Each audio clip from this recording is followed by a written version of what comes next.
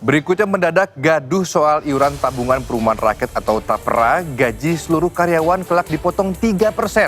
Pemerintah berdalih tabungan ini kelak demi membantu masyarakat dalam pembiayaan rumah. Warga pun berteriak, hidup lagi capek-capeknya malah ditarik iuran TAPRA. Ada-ada saja kejutan dari pemerintah. Dikala beban hidup rakyat yang semakin melambung, pemerintah segera menarik iuran masyarakat yang berstatus pekerja untuk tabungan perumahan. Dalihnya membantu masyarakat agar punya rumah. Pemerintah sejatinya telah mencanangkan tabungan perumahan rakyat sejak 2016 silam. Namun kala itu hanya wajib untuk aparatur sipil negara, pegawai BUMN, dan BUMD. Syarat selanjutnya pekerja yang berusia minimal 20 tahun dan sudah menikah dan upahnya setara UMR. Berdasar peraturan baru yang disahkan pemerintah kini, tak hanya ASN, tapi karyawan swasta dan tenaga kerja lepasan alias freelance akan segera diwajibkan. Padahal beban potongan karyawan sudah lumayan. Ada pajak penghasilan PPh 21, berkisar 5 hingga 35% tergantung penghasilan pekerja. Potongan jaminan hari tua dari BPJS Ketenagakerjaan 5,7%. Potongan jaminan kecelakaan kerja dan kematian dari BPJS Ketenagakerjaan 0,5%. Potongan jaminan pensiun dari BPJS Ketenagakerjaan 3%. Potongan BPJS Kesehatan 5%. Warga 62 pun berteriak atas kebijakan yang segera diterapkan ini.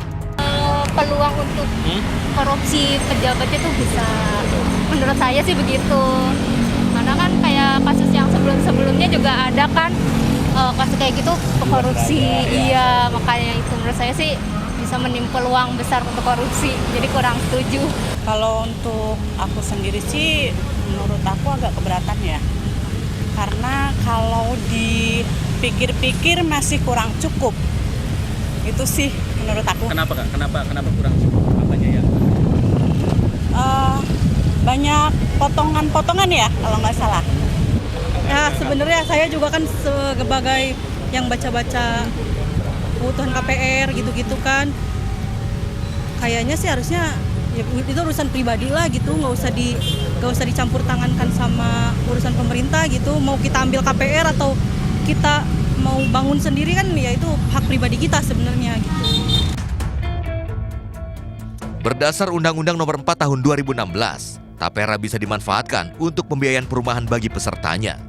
Namun penggunaannya diatur oleh pemerintah, yakni hanya untuk membeli rumah pertama, juga diberikan satu kali dan memiliki besaran tertentu untuk tiap pembelian rumah. TAPRA juga bisa dipakai untuk pembiayaan renovasi. Good people, seperti inilah proses pembangunan dari rumah subsidi di Geraha Citra 5, Kabupaten Bekasi, Jawa Barat. Di mana jika kita asumsikan iuran TAPRA sebesar Rp150.000 per bulan yang dibayarkan para pekerja, ini selama 30 tahun akan mengumpulkan total Rp54 juta. Yang mana ini menarik karena harga saat ini rumah subsidi ini adalah Rp185 juta dan diproyeksikan akan naik setiap tahunnya sebesar 10 hingga 20 juta rupiah. Dan ini menarik karena memang ada selisih yang cukup besar antara iuran TAPRA selama 30 tahun dan juga harga rumah subsidi. Rumah subsidi memang menjadi salah satu mekanisme yang digalakan pemerintah bagi masyarakat untuk memiliki hunian.